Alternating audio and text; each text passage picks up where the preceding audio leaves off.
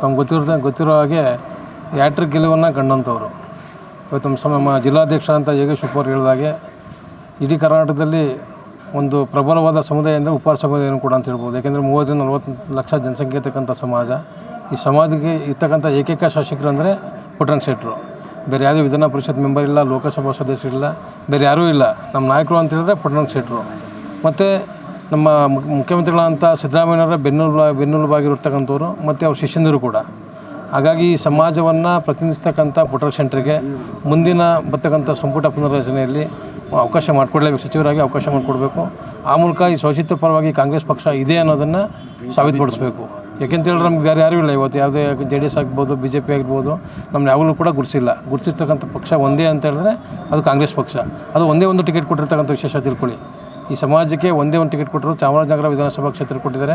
ಕೊಟ್ಟಂಥ ಟೈಮಿಗೆ ಎಲ್ಲ ಕೂಡ ಗೆದ್ದಿದ್ದಾರೆ. 4 ಬಾರಿ ಸತತವಾಗಿ ಗೆದ್ದಿದ್ದಾರೆ ಪುಟ್ಟರಂಗ ಶೆಟ್ಟರು. ಹಾಗಾಗಿ ಅವ್ರಿಗೆ ಹಿಂದೆ ಅವರು ಹಿಂದುಳಿದ ವರ್ಗಗಳ ಮತ್ತು ಸಮಾಜ ಕಲ್ಯಾಣ ಸಚಿವರಾಗಿ ಕೂಡ ಒಳ್ಳೆಯ ಆಡಳಿತವನ್ನು ಮಾಡಿದ್ದಾರೆ.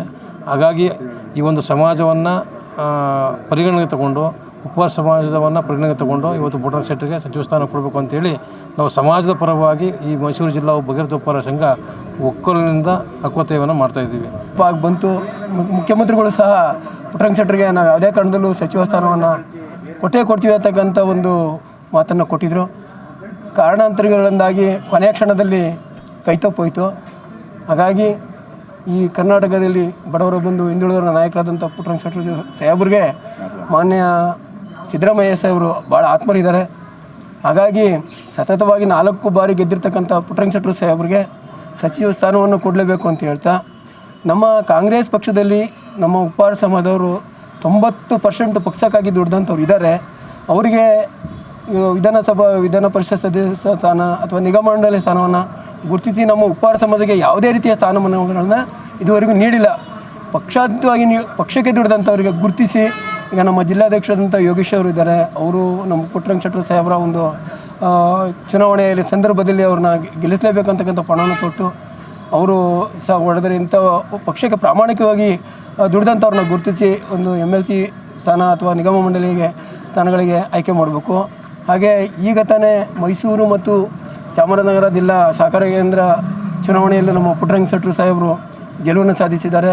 ಅವರಿಗೆ ಈ ಸಂದರ್ಭದಲ್ಲಿ ನಾನು ಗೆಲುವು ಸಾಧಿಸೋಕ್ಕಾಗಿ ಅಭಿನಂದನೆಗಳನ್ನು ಹೇಳ್ತಾ, ಈಗ ಅವರು ಮೊನ್ನೆ ದಿನ ಅಪೋಲೋ ಆಸ್ಪತ್ರೆಯಲ್ಲಿ ಅವರ ಆರೋಗ್ಯ ಕಿವಿ ಆಪ್ರೇಷನ್ ಆಗಿ ಅವರು ಆಸ್ಪತ್ರೆಯಲ್ಲಿದ್ದಾರೆ. ಅವರಿಗೆ ಭಗವಂತ ಆಯಸ್ಸು ಆರೋಗ್ಯವನ್ನು ಕೊಟ್ಟು ಅವರು ಬೇಗ ಗುಣಮುಖರಾಗಿ ಬರಲಿ ಅಂತ ಕೇಳ್ತಾ, ಮತ್ತೊಮ್ಮೆ ನಾನು ಉಪ್ಪಾರ ಸಮಾಜದ ಪರವಾಗಿ ಕರ್ನಾಟಕ ರಾಜ್ಯದ ಸನ್ಮಾನ್ಯ ಮುಖ್ಯಮಂತ್ರಿಗಳಿಗೆ ನಮ್ಮ ಪುಟ್ಟರಂಗ ಶೆಟ್ಟರು ಸಾಹೇಬರಿಗೆ ಸಚಿವ ಸ್ಥಾನವನ್ನು ಕೊಡಲೇಬೇಕು ಅಂತ ನಾವು ಒತ್ತಾಯನ ಮಾಡ್ತಾ, ಅಕಸ್ಮಾತ್ ಈ ಸರಿಯೂ ನಮಗೆ ಪುಟ್ಟರಂಗ ಶೆಟ್ಟರು ಸಾಹೇಬರಿಗೆ ಸಚಿವ ಸ್ಥಾನವನ್ನು ತಪ್ಪಿಸಿದ್ದೇ ಆದರೆ ಇಡೀ ಕರ್ನಾಟಕ ರಾಜ್ಯದಲ್ಲಿ ಇರ್ತಕ್ಕಂಥ 25 ಲಕ್ಷ ಜನಸಂಖ್ಯೆಯು ನಾವು ಉಪ್ಪಾರದ ಸಮಾಜ ಎಲ್ಲ ನಾವು ಸತ್ಯಾಗ್ರಹವನ್ನು ನಾವು ಮಾಡ್ತೀವಿ.